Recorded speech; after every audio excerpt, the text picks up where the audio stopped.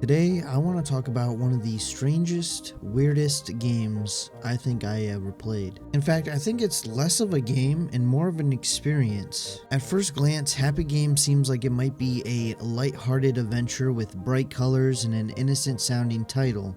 It's almost inviting. But don't let that fool you. As the game says in a warning on its own store page, this is a game that is anything but happy. It is a psychological horror game wrapped in a deceptive art style, and it's one of the most unique experiences I've ever had with a game. And I'm not sure that there's another game where I could say Happy Game is similar to that game, or that game is similar to Happy Game.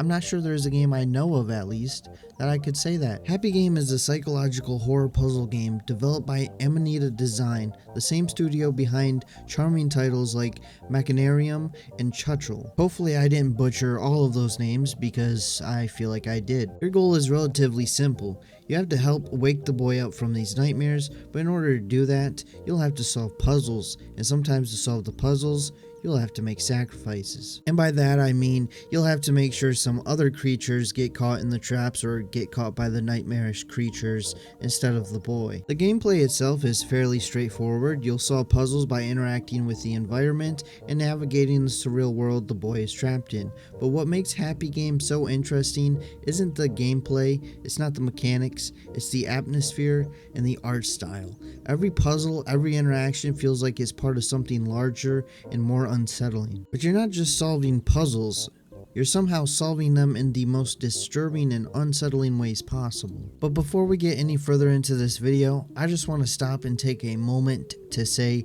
that if you're enjoying this video, make sure to hit that subscribe button if you want to see more content.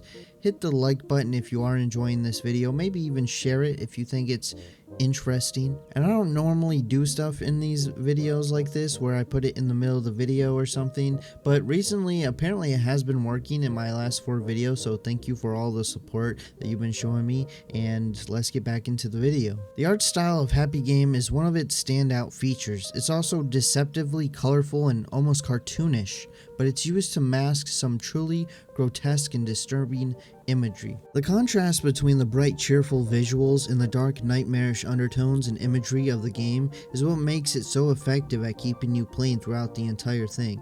It's like one of those things where you're like, I'm not really sure I want to see this or should be looking at this, but I somehow can't take my eyes off it at the same time. Then there's the sound design of the game. The music and sound effects are just as important in the visuals in creating the game's unsettling and disturbing atmosphere. The soundscapes shift between eerie silence, distorted melodies, and sudden jarring noises that keep you constantly engaged. This game really shows how a unique art style, incredible soundtrack, and even good sound design can grab your attention and keep you interested, even when the actual gameplay is a little lacking. A lot of people have also commented on Happy Game saying it really doesn't have a narrative or story, that it's just a series of disturbing or sometimes unsettling moments for no particular reason, and maybe that's partially true on the surface, but the game doesn't hand you a traditional linear story with clear dialogue or explanations, but I think there's more to it than meets the eye. This is a game where the narrative and meaning are told through environmental storytelling. Every scene, every interaction, every detail in the background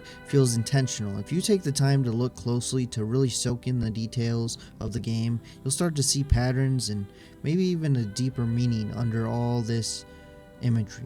Happy Game is more of an experience than a game. I mean, it has a very basic mechanics and simple gameplay, but it's about immersing yourself in its world and letting it take you on a short, nightmarish journey. It's the kind of game that lingers in your mind long after you finished it. It's unsettling and you might even consider it disturbing, but I can tell you one thing, it's completely unlike anything else that you've played. If you're someone who likes games that push boundaries and are somewhat unsettling or disturbing, you just might have to play Happy Game yourself. It is a short game and it can be finished in less than 2 hours, but you will get a unique experience that is unlike any other game that you played. If you are sensitive to flashing lights and flashing colors, then you definitely shouldn't play this game. It is not the game for you. Please do not play this game if you are sensitive to that kind of stuff. But anyways, I think we'll make this a short video for a short experience like this game is, and I hope you enjoyed it. If you did, make sure to hit that like button, leave a comment below, tell me what you think about Happy Game and this video, and if you haven't already, hit that subscribe button because you want to be subscribed, and I'll see you next time.